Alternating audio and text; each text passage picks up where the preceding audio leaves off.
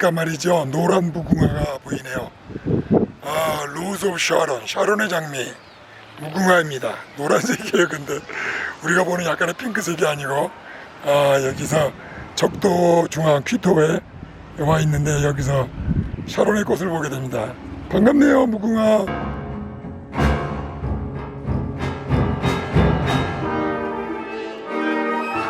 여러분, 한반도에서 제일 높은 곳이 백두산이죠. 2744m. 그리고 남한에서 제일 높은 곳이 한라산 정상이죠. 1947m입니다.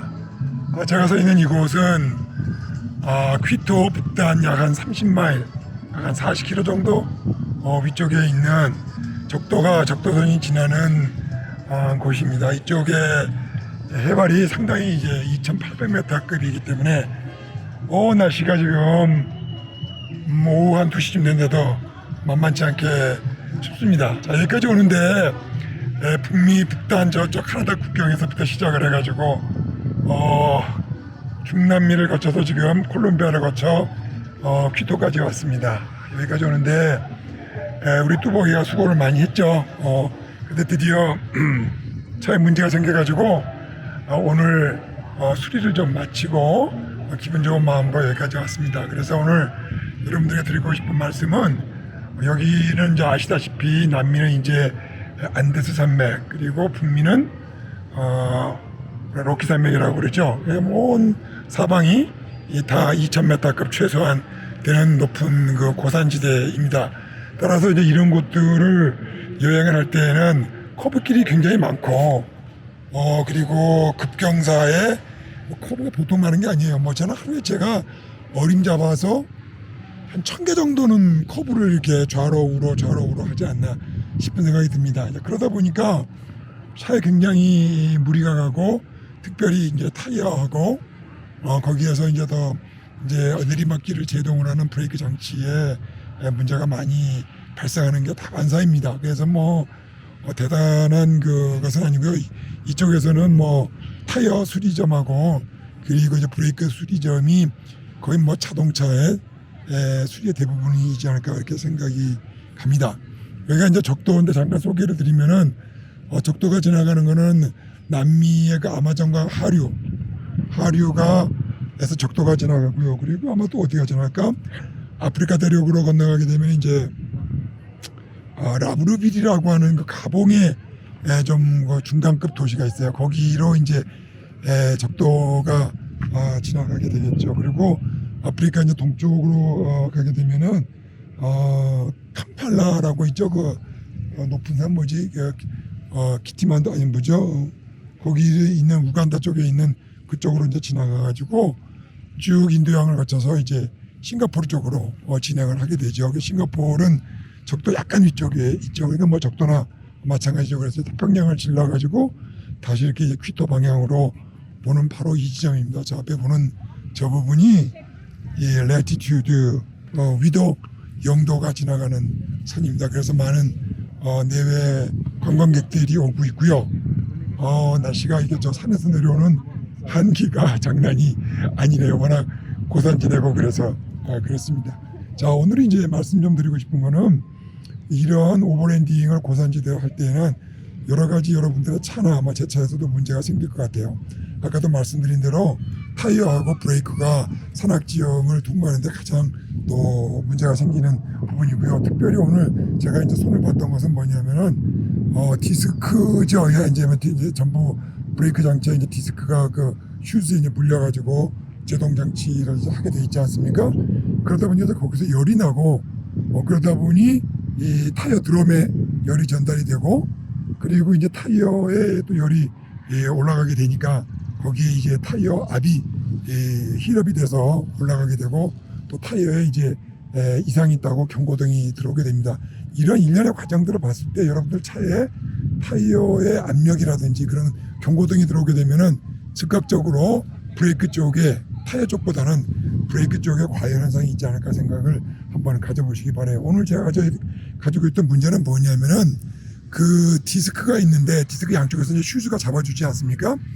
그 고산을 저기 보시면 저는 높은 산들을 계속 그 길을 꼬불랑 내려가고, 그러다 보니 이그 산 위로 이제 수직 강화를 거의 하다시피 하다 보니까 아무리 엔진 브레이크를 쓴다 하더라도 디스크에 이게 장시간 내려오다 보면은 과열이 되고, 그래서 그 디스크가 뭐라 그럴까요? 뭐 휘면상이 생긴다 그럴까요? 과열로 인해서 이상 현상이 생기게 됩니다. 특별히 여러분이 아시겠지만 그 프론트 휠 앞쪽에는, 제 차는 이제 프론트 휠이라 앞쪽에는 브레이크를 잡아주죠. 그 다음에 스티링을 하죠. 이제 좌우 방향을 하죠. 그 다음에 이제 커브를 돌 때 이 커브를 지그재그로 계속 커브질을 하게 오고서 내리막길로 내려오게 되면은 앞에 그 프론트 휠에 상당한 그 압력이 가해지게 됩니다. 그래서 또 엔진을 또 끌고 가야 되지 않습니까? 그러니까 앞바퀴가 감당하고 있는 그 임무가 하중이 이게 만만치가 않습니다. 그래서 특별히 프론트 휠 쪽에 디스크 브레이크를 잘 체크를 해야 되는데, 예를 들어서 그쪽에 패드를 두 번 갈 때 뒤에 드럼 쪽, 뒤에는 이제 드럼 디스크죠.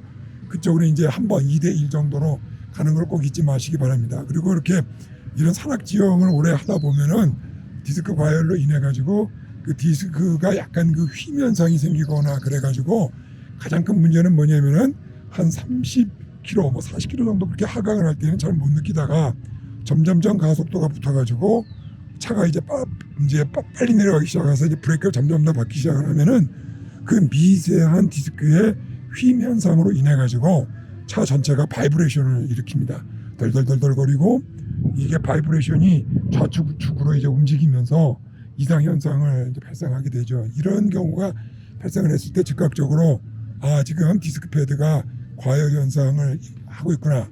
그리고 이제 이미 진동이 발생하게 되면은 여러분이 이제 즉각적으로 경험이 있는 딜러에 가져가셔가지고 거기에서 디스크를 갖다가 우리가 이제 영어로는 이제 폴리싱 한다 그러고, 뭐 광을 잡는다 그래야 되나요? 미세한 그 뭡니까 울퉁불퉁한 부분들을 과열로 인해 가지고 이상 현상이 생긴 부분들을 그 말끔하게 이렇게 갈아줘야 됩니다. 폴리싱을 해줘야 되는데, 그렇게 돼서 그게 이제 네 바퀴 전부가 이렇게 잘 폴리싱이 되게 되면은 그 진동이 이제 없어지게 되죠. 그래서 여러분들이 이제 이런 험한 산길들, 뭐 로키 산맥이나 안데스 산맥을 운전을 하고 하실 때는 꼭 타이어 이상 유무를 잘 체크하셔야 되고, 그다음에 엔진 플루이드, 뭐 우리가 브레이크 플루이드, 브레이크 액도 잘 점검을 하셔야 되고, 그리고 중요한 건 뭐냐면은 타이어가 항상 이상이 생기면은 즉석에서 타이어 압을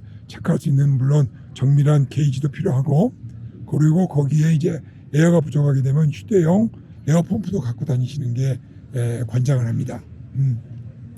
그리고 규정적으로 제 타이어 같은 경우는 35 psi인데 체크를 해가지고 2 psi 또는 3 psi 이상씩 올라가게 되면은 즉각적으로 차량을 뭐 길가나 쉴만한 데로 옮기셔가지고 한 30분 이상 패드를 시키시는 것이 좋습니다. 그렇게 되면은 패드도 과열에서 떨어지게 되고, 디스크 패드죠. 제가 말하는 저기 엔진 브레이크 디스크를 말하는 겁니다. 그리고 타이어 압도 좀 내려가게 되고 그렇습니다. 그래서 이 고산 지역에서 당연히 여러분들이 엔진 브레이크 뭐 2단 또는 심할 때는 1단, 대개 한 5, 60km 달릴 때는 3단과 2단을 가지고서 엔진 브레이크도 쓰고, 또 살짝 실제 브레이크도 사용하시기 바랍니다. 자, 그리고 특별히 그 야간 운전을 하실 때는 조심을 해야 될 게, 이 중남미 국가 지역에는 그 파솔이라고 그러죠. 항아리 구멍들이 길에 상당히 많습니다. 특별히 멕시코 같은 경우에는 뭐 이거 고속도로인지 항아리 길인지를 모를 정도로 많기 때문에 야간에 운전하시게 되면은 차 바퀴가 거기서 치고 가서 휠 얼라인먼트가 흐트러지게 되고, 그리고 이제 타이어가 한쪽으로 마모가 되거나 운전대가 한쪽으로 기우는 현상이 발생을 하게 됩니다. 그리고 이 뭡니까 그 바다, 특별히 여러분이 바닷가를 간다든지 바닷가 모래사장에서도 마른 모래에 가시게 되면은 바퀴가 빠집니다. 그래서 매우 조심하셔야 되고, 또 이런 산악 지역을 다닐 때 비포장도로를 만나가지고 혹시 어제 저녁에 비가 왔거나 또는 약간의 그 빗물이 내려가는 계곡이 있으면 더 진행을 안 하시는 게 좋습니다. 좁은 길로 가다가 계곡을 그 빗물이 만드는 계곡에 차가 빠지는 경우가 상당히 많기 때문에 이런 경우 매우 조심을 해야 됩니다.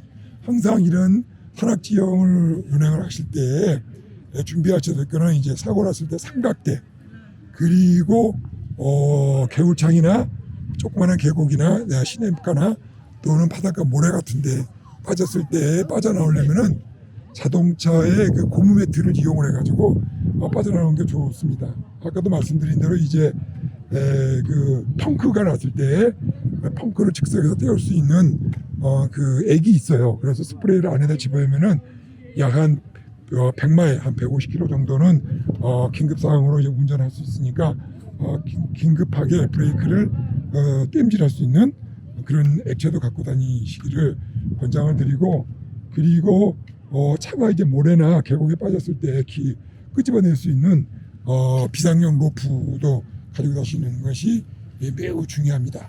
자, 그래서 정리를 하게 되면 브레이크 슈즈는 보통 이제 앞에 2번, 프론트에 2번, 뒤에 1번 정도 갈고요.